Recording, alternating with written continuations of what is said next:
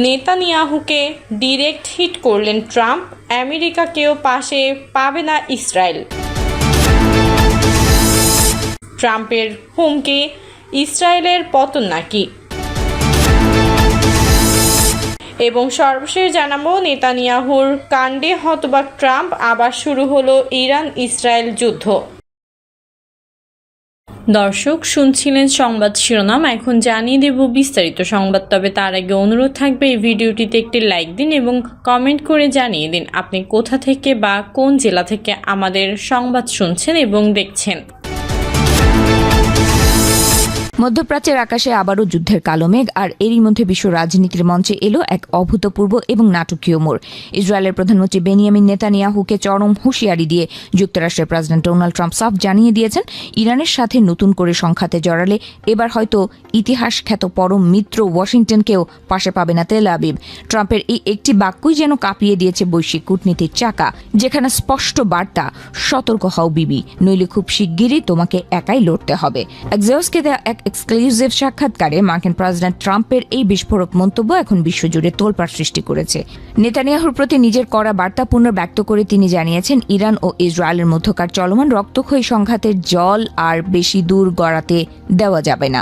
Trump সরাসরি বলেছেন তিনি এখনই ফোন তুলে নেতানিয়াহুকে বলবেন পাল্টা হামলা বন্ধ করতে, কারণ শক্তির মহড়া দুই পক্ষই দেখিয়েছে এবং এবার এই ধ্বংসযজ্ঞ থামানোর সময় এসেছে।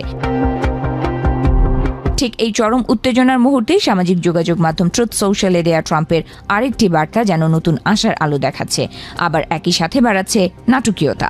ট্রাম্পের দাবি, পর্দার আড়ালে ইসরায়েল ও ইরান উভয় পক্ষই আসলে এই সংঘাতের অবসান চাইছে এবং একটি চূড়ান্ত যুদ্ধবিরতির পথ খুঁজছে। তবে তিনি এক চিমটি কড়া হুঁশিয়ারি মিশিয়ে বলেছেন, যদি কোনো পক্ষের চরম বোকামি বা অজ্ঞতা মাঝপথে বাধা হয়ে না দাঁড়ায়, তবে শান্তির সুবাতাস বইতে আর বেশি দেরি নেই।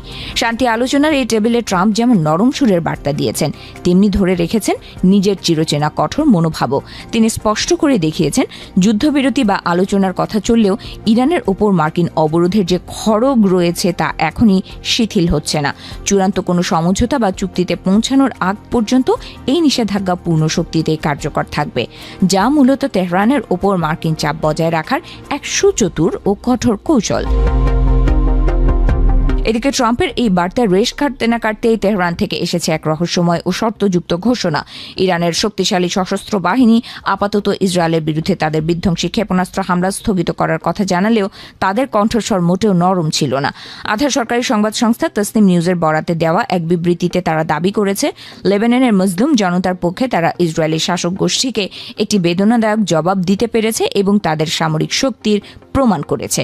তবে এই সাময়িক স্বস্তির আড়ালে ইরান যে বড় ধরনের যুদ্ধের প্রস্তুতি লুকিয়ে রেখেছে তা স্পষ্ট হয়েছে তাদের পরবর্তী হুঁশিয়ারিতে। তেহরান কড়া ভাষায় জানিয়ে দিয়েছে, দক্ষিণ লেবানন সহ অন্যান্য অঞ্চলে যদি ইসরায়েলি আগ্রাসন এবং শত্রুতামূলক সামরিক অভিযান অব্যাহত থাকে, তবে তারা চুপচাপ বসে থাকবে না। পরবর্তী সময়ে ইসরায়েলের যে কোনো ধৃষ্টতার জবাব দেওয়া হবে আগের চেয়েও শতগুণ বেশি কঠোর ও বিধ্বংসী উপায়ে। ইরানের এই চোখ রাঙানি ও হুমকিকে অবশ্য বিন্দুমাত্র পাত্তা দিচ্ছে না যুদ্ধংদেহী ইসরায়েল। নেতানিয়াহুর প্রধানমন্ত্রীর কার্যালয় থেকে সোমবার সরকারের মন্ত্রীদের কাছে পাঠানো এক অতি গোপনীয় ও জরুরি বার্তায় তেহরানের এই নতুন সমীকরণ সরাসরি প্রত্যাখ্যান করা হয়েছে। ইসরায়েল সরকার তাদের মন্ত্রীদের সাফ জানিয়ে দিয়েছে, শত্রুর কোনো হুমকির মুখে তারা মাথা নোয়াবে না এবং নিজেদের সামরিক কৌশল থেকে এক চুলও নড়বে না। মধ্যপ্রাচ্যের সমীকরণ কি পুরোপুরি বদলে গেল? মার্কিন নিষেধাজ্ঞা আর পশ্চিমা চাপকে বুড়ো আঙুল দেখিয়ে ইসরায়েলের বুকে একের পর এক ক্ষেপণাস্ত্র ছুড়ে ইরান কি তবে নতুন ইতিহাস তৈরি করল?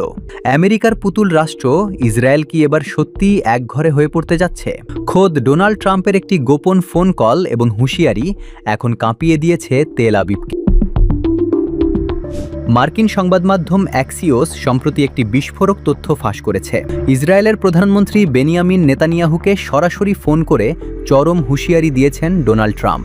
ট্রাম্প স্পষ্ট ভাষায় নেতানিয়াহুকে বলেছেন, ইসরায়েল যদি আবারও ইরানের ওপর হামলা চালায় তবে তারা যুক্তরাষ্ট্রের সমর্থন হারাতে পারে। ট্রাম্পের ভাষায়, বিবি তোমার আরও সতর্ক হওয়া উচিত, অন্যথায় খুব শীঘ্রই তুমি সম্পূর্ণ একা হয়ে পড়বে। বিশ্লেষকরা বলছেন আমেরিকার এই পিছুটান আসলে ইরানের শক্তিরই জয়।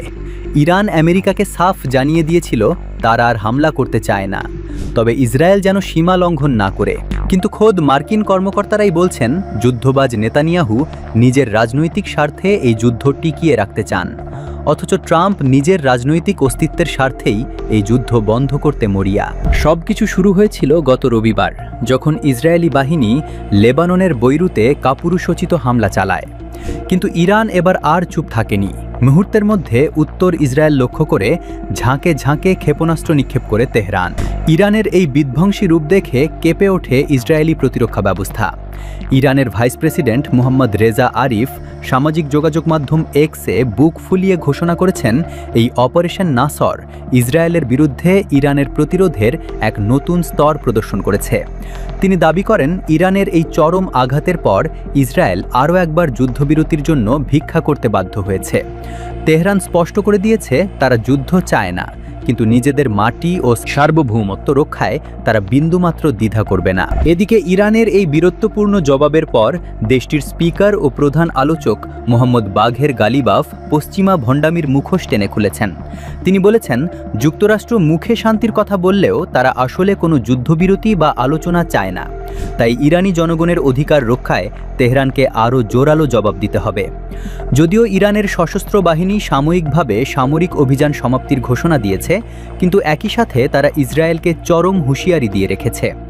যদি ইসরায়েল লেবানন কিংবা ইরানের ভূখণ্ডে আর একটাও আঘাত করার ধৃষ্টতা দেখায়, তবে এবারের জবাব হবে আরও বেশি বিধ্বংসী। অন্যদিকে চরম অপদস্থ হওয়া নেতানিয়াহু বলছেন ইরান নাকি নতুন সমীকরণ চাপানোর চেষ্টা করছে, যা তারা মানবেন না। কিন্তু বাস্তবতা হলো খোদ পাকিস্তানের প্রধানমন্ত্রী শেহবাজ শরীফও সতর্ক করেছেন এই উত্তেজনা ইসরায়েলের জন্য চরম ও অসহনীয় পরিণতি ডেকে আনতে পারে।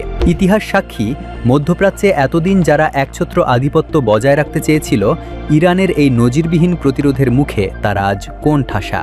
ট্রাম্পের হুঁশিয়ারি আর ইসরায়েলের যুদ্ধবিরতির আকুতি প্রমাণ করে মধ্যপ্রাচ্যের রাশ এখন আর ওয়াশিংটন বা তেল আবিবের হাতে নেই। মধ্যপ্রাচ্যে আবারও বড় ধরনের যুদ্ধের আশঙ্কা তৈরি হয়েছে।